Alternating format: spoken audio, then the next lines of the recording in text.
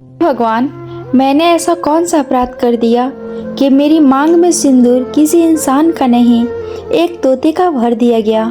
अब मैं जिंदा रहूं या मर जाऊं। गांव के बीचों बीच खड़ी वह लड़की कांपते हाथों से अपने भाग्य को देख रही थी। ढोल अभी थमे भी नहीं थे कि दूल्हा इंसान से तोता बन चुका था। हाँ, यह कोई कहानी नहीं, यह उस लड़की की जिंदगी है जिसकी शादी एक तोते से कर दी गई। लेकिन असली सवाल ये है, शादी के बाद उस तोते ने ऐसा क्या किया जिसने पूरे गांव की रूह हिला दी। बहुत पुराने समय की बात है। घने पेड़ों, कच्चे रास्तों और मिट्टी की खुशबू से भरे एक छोटी सी गांव में रहता था हरिनाथ। हरिनाथ अपनी सादगी और नेक दिल स्वभाव के लिए पूरे गांव में जाना जाता था। उसकी पत्नी कमला अक्सर बीमार रहती थी और उसकी इकलौती बेटी नीलिमा गांव की सबसे संस्कारी और सौम्य लड़की मानी जाती थी।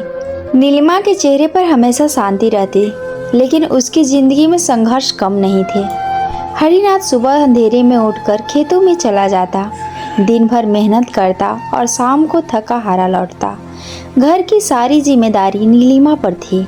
माँ की सेवा, घर का काम, पानी भरना, पशुओं की देखभाल, सब कुछ। कमला की तबीयत दिन प्रतिदिन बिगड़ती जा रही थी। एक दिन अचानक कमला की हालत बहुत खराब हो गई।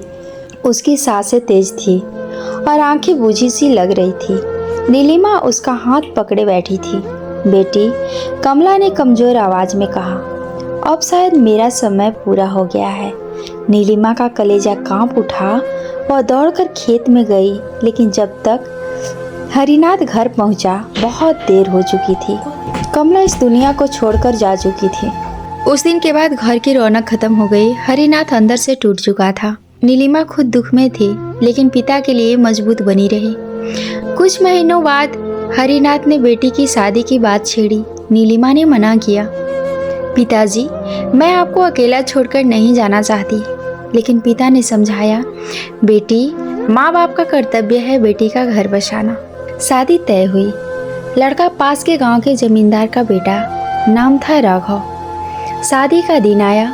नीलिमा लाल जोड़े में सजी थी, लेकिन दिल भारी था। फेरे पूरे हुए, वरमाला डाली गई और तभी सबकी आंखों के सामने राघव जमीन पर गिर पड़ा। कुछ ही पल में वह इंसान नहीं रहा, वह एक तोता बन चुका था।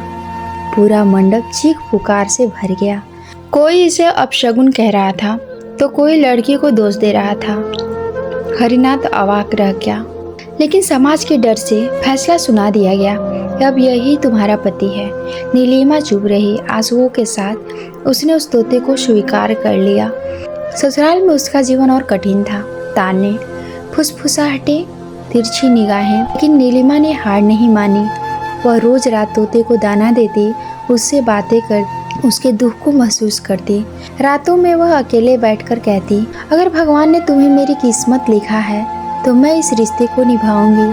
तोता उसे देखता रहता, उसकी आंखों में भी पीड़ा थी। 5 साल बीत गए। नीलिमा का धैर्य उसकी सबसे बड़ी ताकत बन गया।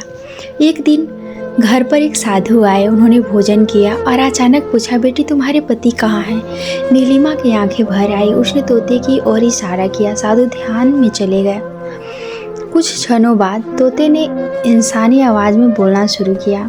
सब स्तब्ध रह गए। उसने बताया, एक जादूगरनी के श्राप की कहानी, अहंकार, घमंड और ठुकराए गए रिश्ते का बदला। साधु ने उपाय बताया, उसे उसी जादूगरनी से क्षमा मांगनी होगी। अगली सुबह तोता उड़ गया। नीलिमा ने आंखें बंद कर भगवान से प्रार्थना की। जादूगरनी के सामने तोते ने सिर झुकाया, मंत्र पढ़े और वह फिर से इंसान बन गया। लेकिन जादूगरनी चालाक थी।